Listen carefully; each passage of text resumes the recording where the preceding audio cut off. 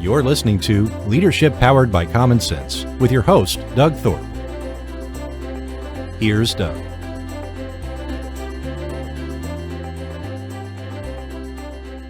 Well, hello again, everyone. This is Doug Thorpe, and you're listening to Leadership Powered by Common Sense. Today, we're going to take a journey into the realm of franchising.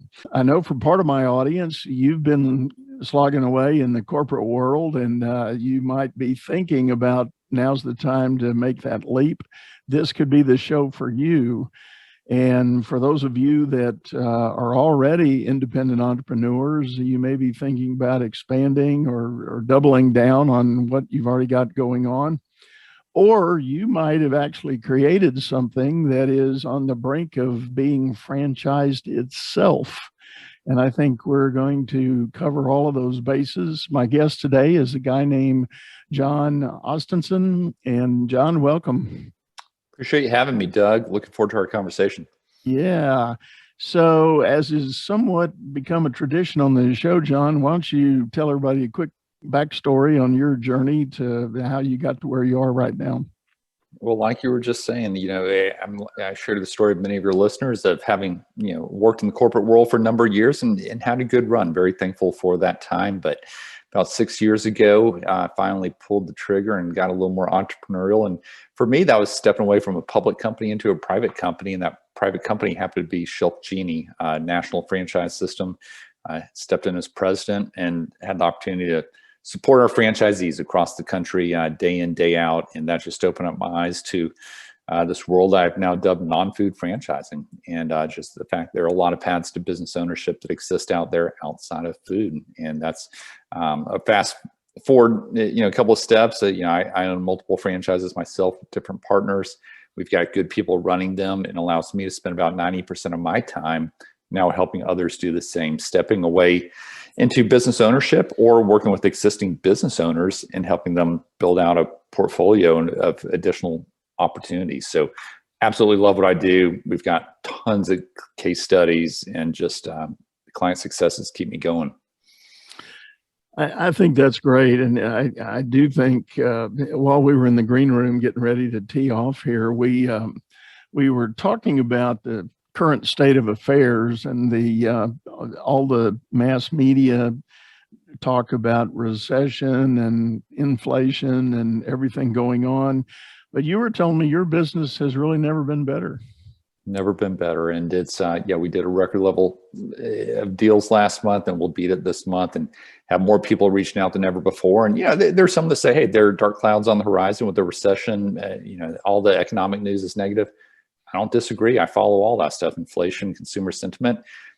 But the fact is many businesses do well despite or in spite of recessions. And it's really a local game. And I think the more and more are waking up to, hey, COVID's caused them to question the path they're on. They're saying, hey, maybe now's the time to pull the trigger and step out and, have something that I can control a little more so and flex that muscle. So it's fun. We see a lot of different backgrounds stepping into business ownership across a lot of areas that they have no background in, but they can transfer those skill sets over. Yeah, that's the beauty of it. And, the other side of that is the notion that last time I checked, 1 out of every one of us is a consumer. So we all have our appetites, our desires, our interests, our hobbies, our passions, and we've got to go somewhere to buy goods, buy services, buy supplies, buy materials, do the things that fuel our own interests and passions. And on the other side of that equation is a business somewhere. That's exactly right. And I think, I'm excited about our book that's coming out in September. In it, we really chronicle a lot of our clients and the successes they've had and how they've done it. And so, hitting on a lot of different backgrounds. And we just had a Wall Street attorney buy a gutter business. We just had an engineer buy a business coaching franchise. We've had, I can just go down the list of diverse backgrounds stepping into business ownership. And it's home and property services. It's health and wellness, in some cases fitness. It's businesses that cater to kids or to pets or to the aging population, things that people are going to continue to spend money on regardless of what the recession is doing. And I joke, Doug, I may have shared this with you before, but non-sexy is kind of the new sexy. People love businesses like dumpsters or the ServPro models, things that cash flow and are understandable and aren't going to be disrupted by Amazon anytime soon. Yeah. There's plenty of those out there, and it's almost like all you got to do is, drive the roadways nearby. You're going to see a service truck or something, or a billboard or a sign of some kind reminding you of all the massive combinations of opportunities that are out there. Quick story. I've got a friend and client sits on one of my mastermind groups. The fast story is he owned a limousine company pre-COVID, and it was a highly successful, one of the dominant players in the region, and big ticket clients, celebrities and all that used his wheels in the Houston area. Well, pandemic shut that down. I mean, it was just locked down, drop dead. It was over.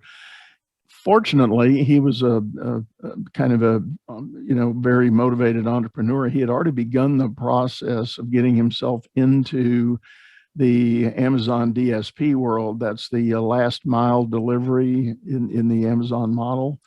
And all those Amazon trucks you see in your neighborhood, they're independent contractors, and they come from guys like my friend. He had already started the process of opening that up, got it opened in no time after the pandemic started. As obvious was happening with Amazon, it was a very lucrative opportunity because the volume was huge. It exploded. But then he learned an underbelly of that business, and that is, if you're the DSP owner, you're responsible for the condition of your vehicles. Now, they're Amazon-owned vehicles, but you have to turn them in pristine shape, no dings, no scratches, no cracks in the windshield. So he went looking around and he bought a Mako body shop franchise. So now he's self-serving his vehicles for Amazon and attracting some other DSP owners to be a pipeline of clients, which volume-wise, as you can imagine, is huge. So he took a somewhat disgruntled Mako franchise and has really turned it around. And within the first 60 days, he had it going profitable again when formerly it was not. And he's done nothing but gain on that the whole time. He's turned the DSP over to his son. He's having a ball. Now he's thinking seriously about some more paint shops, Yeah, no, I've got clients that own Makos. I've got DSP clients, and it is interesting, Doug. And I was curious if you would go down this path, but with the DSP, they put a limit on how much business you can take on, and you're in bed with Jeff Bezos and Amazon. There, in my opinion, and I say this about a lot of things, just like food, I feel there are easier ways to make money, and there are better partners out there. So. Fortunately, he's done well with it, and now he's looking at other opportunities. But yeah, that DSP, I work with a lot of those folks that are now saying, hey, what else is there? Yeah, it's definitely capped. They have and I don't know all the terminology or all the exact parameters, but there's definitely some boundaries, and there's some expectations. If you don't hit their high ratings on a routine basis, if you fall below some level of rating on I think 3 times in a row or something like that, you're pretty much sent to the penalty box, and that means volume gets dropped and a whole lot of other things happen. But no, I would agree, and I think the KPIs that they demand, things like the click rate on your seatbelt as a driver and things like that you might not think about. It's all monitored and measured and goes into your evaluation as an owner. So. Big Brother is definitely watching in that game right there, but you're right. Well, let me shift the gears enough of that story. But Jon, as people approach you, is there such thing as a typical profile of a potential owner?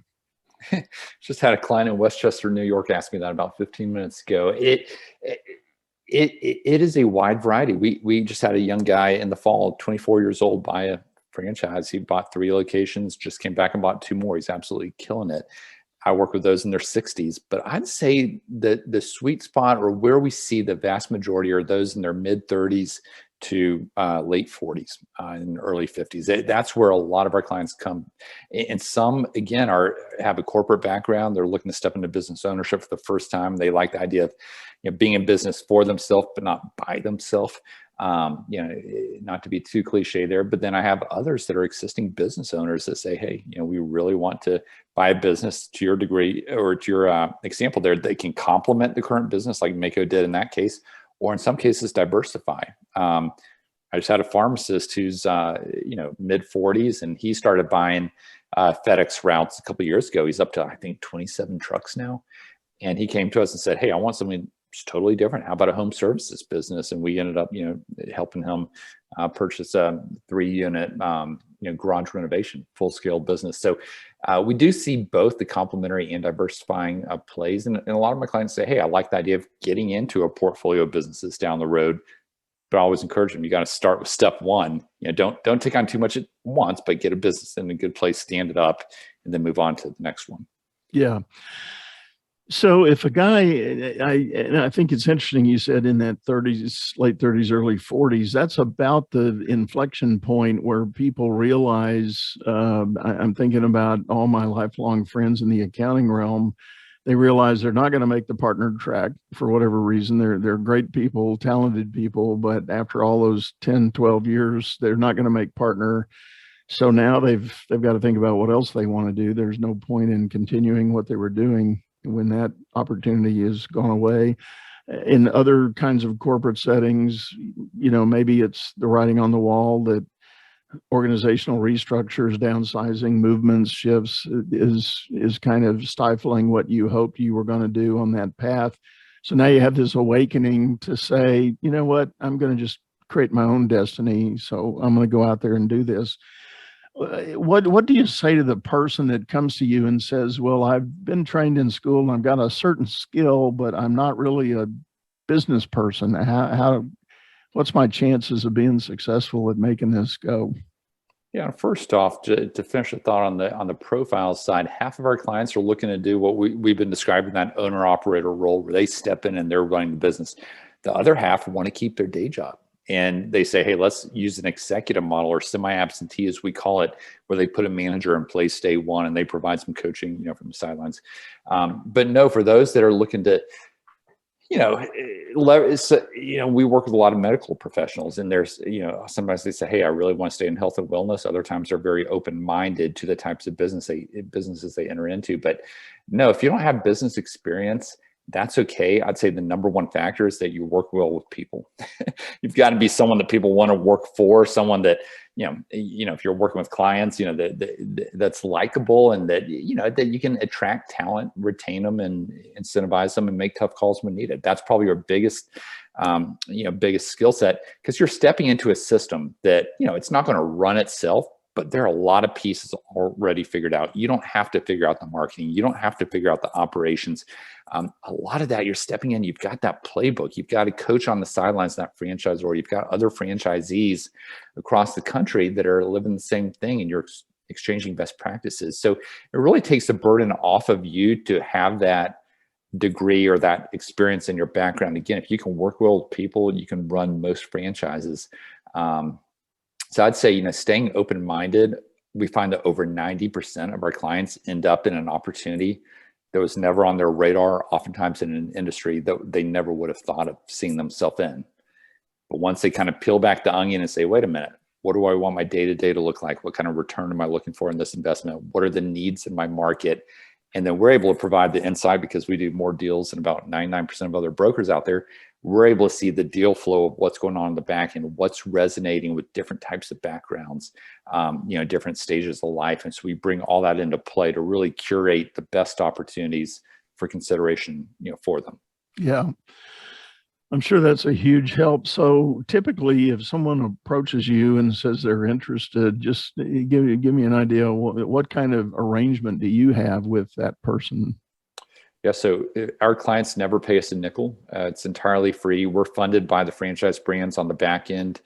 For them, it's a sales and marketing expense, and it's almost like an executive recruiter model. And so if our clients were to go directly to a franchise brand or go through us, they're paying the exact same franchise fee. There's no variation. And so really, it's great, clean model from my standpoint. But we're affiliated with the largest brokerage in the US. We work with 600 different brands that we've vetted across a wide array of industries. I'd say at any given time, I've narrowed it down to what I see as the top 40 to 50 that are really the best of the best, to introduce to my clients. And so from a process standpoint, I would get on the phone, I spend some time with a new client, have them fill out some pretty basic information. We would then come back about a week later and review, give or take 8, 9, 10 opportunities in their market that I feel are the best fit for them based on what they've shared, based on what I see resonating with others, strongest models, all of that. We'd review those together. The client would pick maybe 3 or 4 to say, hey, these are the top ones out of the gate in my mind. We make the introductions. They start a series of calls with the franchisors in which they dig into the financials. They dig into, getting to talk to other franchisees and hear about their experience. They get to go through the franchise disclosure document. Ultimately, it culminates about, I'd say 5 or 6 weeks later on what's called a discovery day, where they spend some time on site at the franchisor's home office, getting to know their team. They get to know you, make sure it's a good fit all the way around, make sure all the questions are answered. And we hold our clients' hand through the process. We'll jump on touch base calls every week or two, serve as a sounding board, potentially drop opportunities, bring other opportunities back into play. It can be an iterative approach, because what's going to happen, Doug, is as someone steps out and starts having conversations with real businesses about real opportunities, that framework is going to start forming in their mind of, here's how I analyze a business. Here's how I look at option A versus option B. What are the trade-offs, pros and cons? And it's really going to crystallize through this process into, hey, this is the right decision for myself and my family at this stage. Let's move forward, or let's not.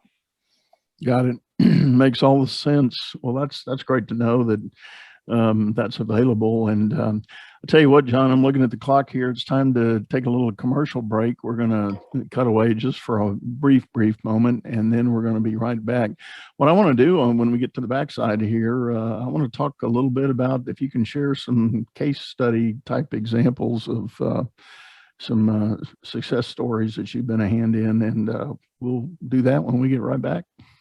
Business is all about solving complex problems as fast as you can create them. Become the best problem solver by leading others to greatness too. And the first step is going to DougThorpe.com.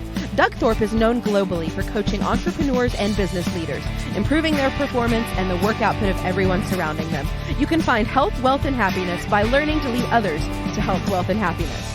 Go to DougThorpe.com now and order Doug's books or hire him to coach your managers. That's DougThorpe.com.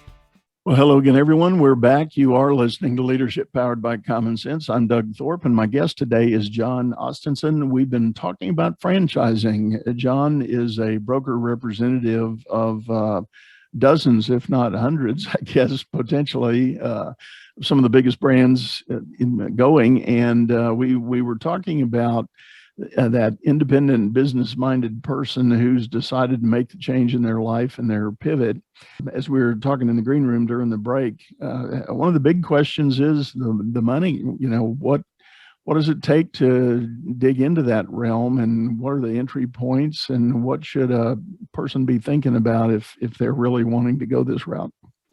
Yeah, there are multiple funding options, Doug. I'd say from a ballpark, just kind of ground us here, about 75% of the deals that our clients do are between $125,000 and $300,000 from an all-in investment standpoint. That would include working capital, franchise fee, everything you need to get the business going. Certainly we do some well north of that, and then we do a handful that are below that, but that would be kind of the sweet spot. So let's call it $200,000 on average. I'd say about a third of our clients are funding that with cash. I mean, we have record levels of cash on the sidelines. Probably another third are using an SBA loan, where they might put down, say, 25% cash and then fund the rest through an SBA loan, which we've got a great partner that helps our clients with that. And then the last third would be a mix of, retirement funding. You can roll over an IRA or 401k using a ROBS program where you get some tax benefits. You can potentially use a HELOC or even a portfolio loan where you borrow against your non-retirement brokerage account without having to liquidate any positions. It's something I personally do because it can create some arbitrage opportunities for you at a very low interest rate. So that's kind of a little bit of flavor on the funding side. It might be helpful just to touch on the financials of, what our franchise is producing today. Because I find it eye-opening that, oftentimes when you think about a business, you think about the cash flow. Well, I call it the trifecta. You've got the cash flow, you're able to write off expenses as a business owner that you're not as a W-2, and you're also building an asset that has potential value down the road upon an exit. And we do find, and I'm happy to get into the study, but their work has been done to show that franchises trade at a higher multiple on average than non-franchised in comparable industries. So, once people understand that, hey, I can get into an investment oftentimes for $150,000 all in, and within 2 or 3 years, it's cash flowing. Oftentimes, I'd say, 600,000 or 700,000 top line revenue, leading to, call it 150 to 250 on the bottom line. That's very doable. We have some franchises today that year one, 1.7 million. I've had several clients buy into a fence and rail business recently, 1.7 million, because they have a national account with Home Depot. So they get lead generation off the bat. But I'd say, some of the best ones we have out there today, average franchisees doing about 1.8 million at a 30% EBITDA net margin, meaning, that's shaking out to 500, 600,000 on the bottom line. I always tell my clients, even though I think my clients are sharper than the average franchisee, and they'll probably outperform the average, let's go conservative and assume you do half as well. Is there enough meat on the bone to make it a good investment? And most of the ones we look at, they would say yes. Yeah. Yeah. On occasion, you hear some ghost stories floating out there in the market about the franchisor being onerous or overbearing, or, expectations that change on a whim, that sort of thing. Has most of that noise settled out of the system? I'd say so. You've got the Subways and some of those that are kind of old school, but I mean, the ones that we work with, again, that's where the vetting comes in, and we work with good people. We have a no jerk policy. And having been a franchisor myself, I'll say most franchisors in their shoes, they're trying to keep all their children happy across the country. They're trying to keep them playing nice, and the better they do, the better the franchisor does. So I'd say it's definitely a rare exception. But those are the questions you want to ask going in. I mean, that's part of our process, to say, what if this scenario? What if that scenario? Because it is kind of like a marriage. It's a business partnership. You want to make sure that you like the person you're partnered with, and that you trust them, and and that goes both ways. A thought that went through my mind is I'm thinking again about just some contacts and friends and neighbors that have done this. And there are a number of stories. I can't think of the percentage off the top of my head, but it's large. A number of stories where the person ends up doing something that is so radically different from what you would think they might do. And they're actually very successful at it. So do you follow what I'm asking? Is there a prototype of that, or an experience you've had with some people like that?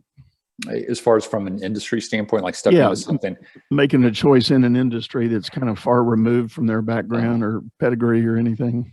All the time. We just had a PhD at the University of Arkansas purchase a fitness business that caters to those 50 and above. She had no background in that. I had a wealth manager here from Atlanta, and the opportunity I introduced him to was no longer available in Atlanta. So he actually moved his family down to Mobile, Alabama, and is absolutely loving life. This was 2 years ago we did it. And he it's in the waste management sector. No background in there, but he said, hey, I'm ready to go do this. I can go all day with the types of backgrounds. We just had a mental health specialist step into a property services franchise up in Cincinnati.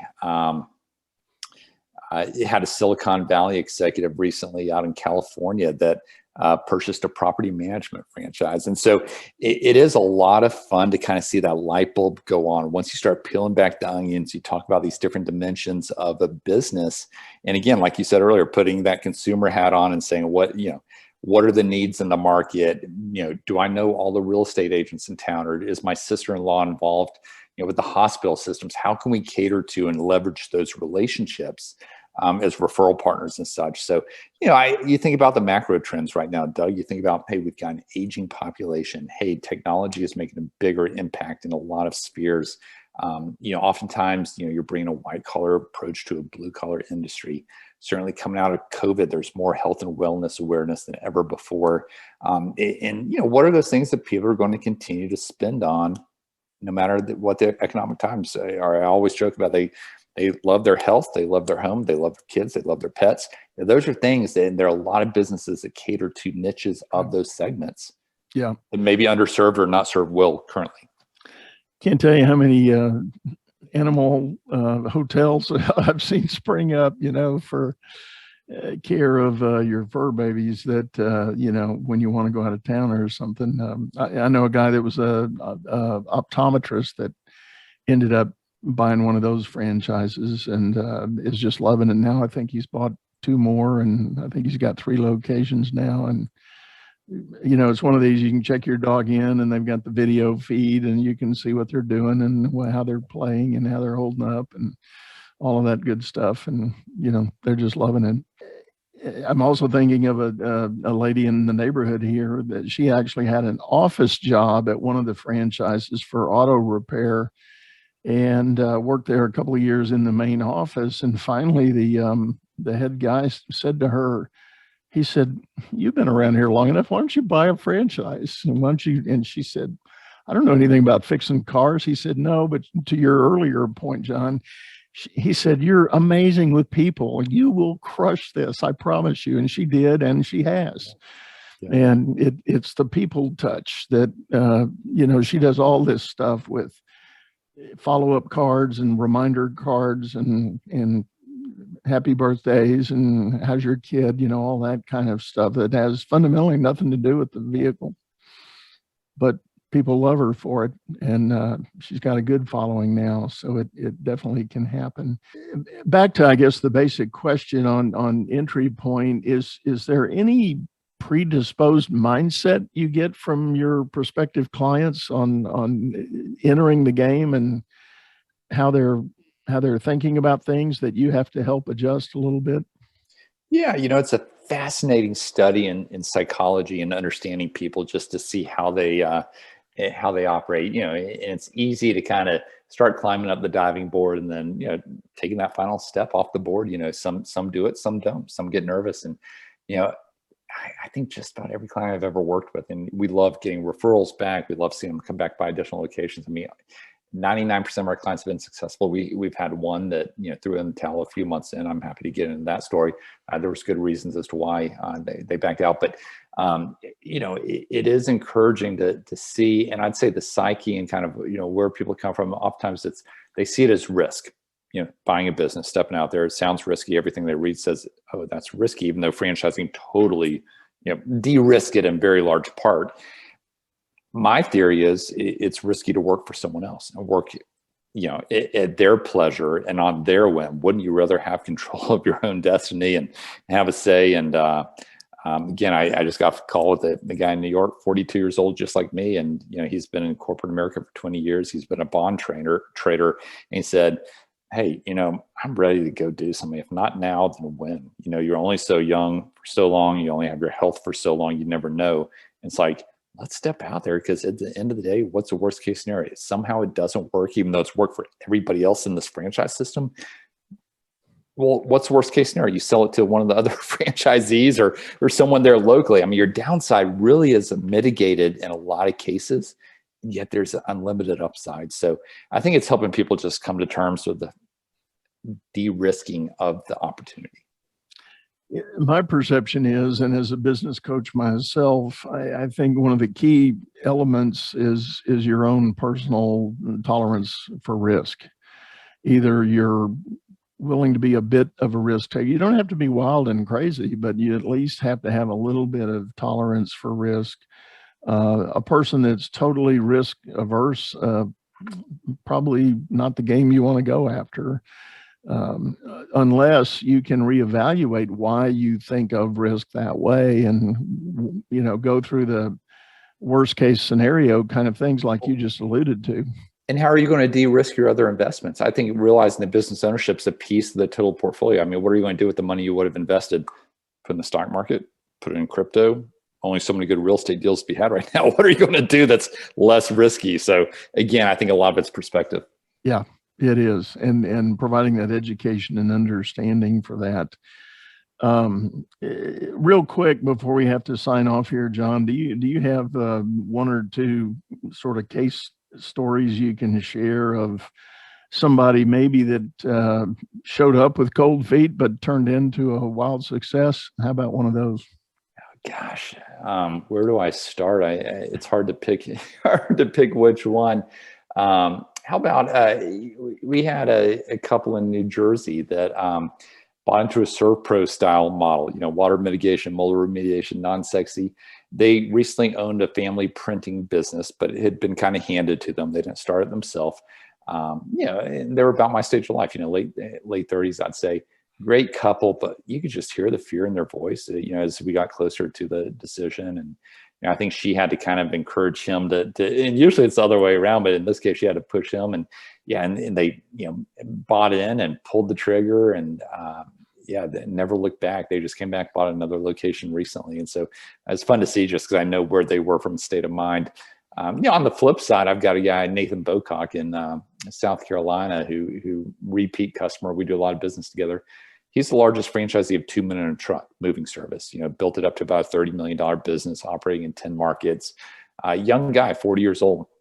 But he came to us a couple of years ago and said, "Hey, I'm interested in expanding my portfolio and buying into other opportunities."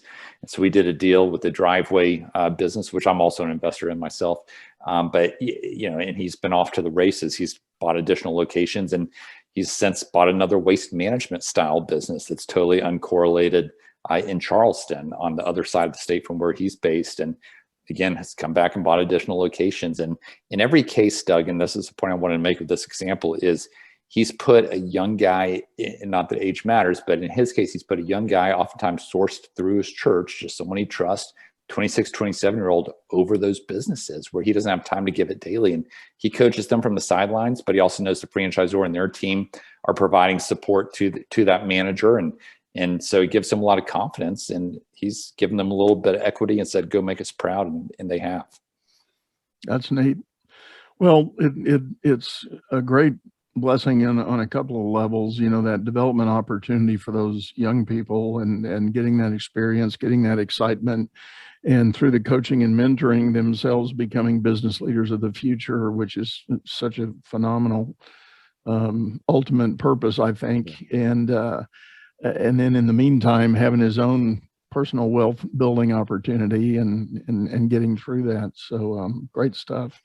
Well, Jon, if folks want to get a hold of you, what's the best way to do that?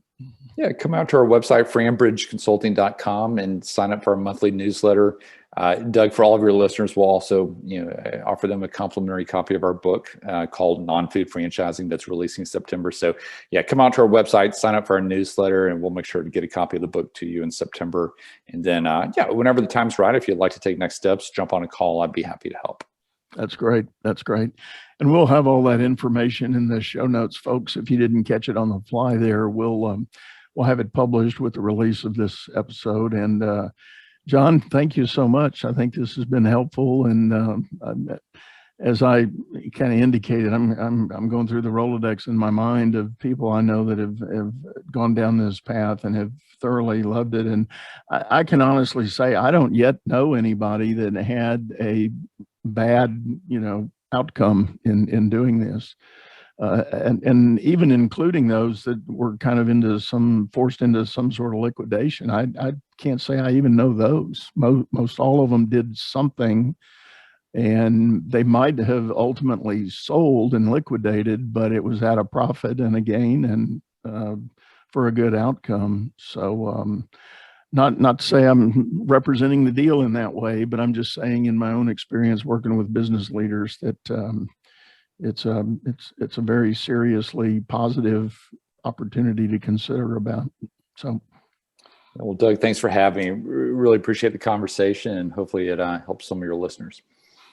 I'm sure it will, Jon. Thank you again. So, folks, we're going to wrap it up. And again, as I often do, I'm going to remind you, if you're listening to this on the audio stream, we do have a video over on YouTube, channel by the same name, Leadership Powered by Common Sense. Please hop over there, subscribe, leave us a comment, give us some feedback, and message me if you want to. I'm all over social media. If you want to use any of the channels, leave me a message and give us some feedback on the episode, or drop your idea for another subject you'd like to hear. Always looking forward to hearing that from you. So for now, we're going to say goodbye and sign off. Take care. You've been listening to Leadership Powered by Common Sense, hosted by Doug Thorpe. If you would like to know more about the coaching and advisory services he provides, visit dougthorpe.com.